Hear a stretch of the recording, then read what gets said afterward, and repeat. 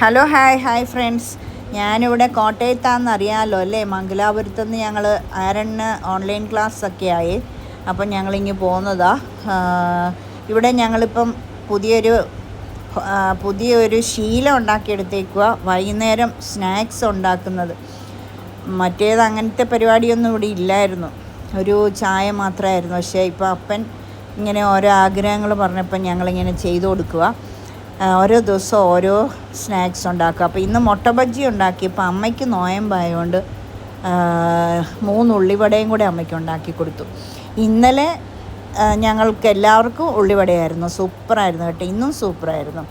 അങ്ങനെ ചായയും മുട്ട ബജ്ജിയും നല്ല സൂപ്പർ ചട്നിയാണ്. ഇത് സവാള അരിഞ്ഞിട്ട് മുളക് പൊടിയും ഉപ്പും വിനാഗിരിയും വെളിച്ചെണ്ണയും കൂടെ ചാലിച്ചതാണ്. അപ്പനും കൊണ്ട് കൊടുക്കുവാണ്. അപ്പൻ ഇങ്ങനെ വെയിറ്റിങ്ങിലായിരുന്നു. ചായയൊക്കെ ആദ്യമേ എടുത്തങ്ങ് കുടിച്ചു. എന്നിട്ട് അവിടെ ഇരുന്ന് ഓറഞ്ചൊക്കെ പൊളിച്ച് 2 പേരും കൂടെ ആരണം അപ്പനൂടെ കഴിച്ചിങ്ങനെ വെയിറ്റ് ചെയ്യുമായിരുന്നു മുട്ട ബജ്ജിക്ക് വേണ്ടി. അപ്പോൾ ആ മുട്ട ബജ്ജി അങ്ങോട്ട് കൊണ്ട് കൊടുത്തപ്പോൾ അങ്ങനെ കൊണ്ട് ഒരുമിച്ചൊന്നും കൊടുക്കുന്ന ഇഷ്ടമല്ല.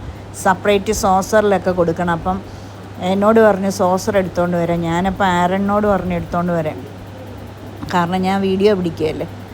ആരൻ പോയി എടുത്തുകൊണ്ട് ആരൻ കൈ കിട്ടി മൂടയൊക്കെ ആയിട്ടാണ് വന്നത്. എന്നാലും കുഴപ്പമില്ലെന്ന് പറഞ്ഞ് സെപ്പറേറ്റ് പാത്രം വേണമെന്ന് തന്നെ പറഞ്ഞ് അങ്ങനത്തെ നിർബന്ധങ്ങളൊക്കെ ഉണ്ട്. നീറ്റ് കാര്യങ്ങൾ, സ്റ്റാൻഡേർഡായിട്ട് കാര്യങ്ങൾ ചെയ്യുള്ളൂ. ചുമ്മാ എന്നേലും കിട്ടിക്കഴിയുമ്പോൾ വലിച്ചു വാരി കഴിക്കുക, അല്ലെങ്കിൽ കിട്ടുന്ന പാത്രത്തിൽ കഴിക്കുക, അങ്ങനെയൊന്നുമില്ല. ആരൻ കൊടുത്ത മൂടപ്പാത്രം എന്നിട്ടത് നോക്കുന്നുണ്ട്. എന്നാലും കുഴപ്പമില്ലെന്ന് പറഞ്ഞു കേട്ടോ. എന്നിട്ട് ചമ്മന്തിയൊക്കെ ഭയങ്കര ഇഷ്ടപ്പെട്ട് നന്നായിട്ടാണ് മുളക് ചമ്മന്തി എന്ന് വെച്ചാൽ സവാള അരിഞ്ഞ് ഒരു സ്പൂൺ മുളക് പൊടിയും വെളിച്ചെണ്ണയും വിനാഗിരി ഉപ്പും ഇട്ട് ഭയങ്കര ടേസ്റ്റായിരുന്നു കേട്ടോ. ഞങ്ങളങ്ങനെ ഇപ്പം ഇനി നാളെ ചിലപ്പം പരിപ്പോടെ ആയിരിക്കും. അമ്മ വഴക്ക് പറഞ്ഞു എന്നും എണ്ണ കൂട്ടി ഇങ്ങനെ കഴിക്കേണ്ടെന്ന് പറഞ്ഞു. അപ്പോൾ നാളെ ചിലപ്പം പരിപ്പോടെ ആയിരിക്കും, അല്ലെങ്കിൽ റസ്ക് ആയിരിക്കും. അങ്ങനെയൊക്കെ ഇരിക്കുന്നു. എന്തായാലും രസം കേട്ടോ. എല്ലാവർക്കും ഈ 2 എണ്ണം വീതം ഉണ്ടാക്കത്തുള്ളൂ. ഒത്തിരി കഴിക്കുകയല്ല. ഒത്തിരി ആകുമ്പോഴല്ലേ ശരീരത്തിന് ദോഷം. ഇതൊക്കെ ഒരു രസമല്ലേ അല്ലേ.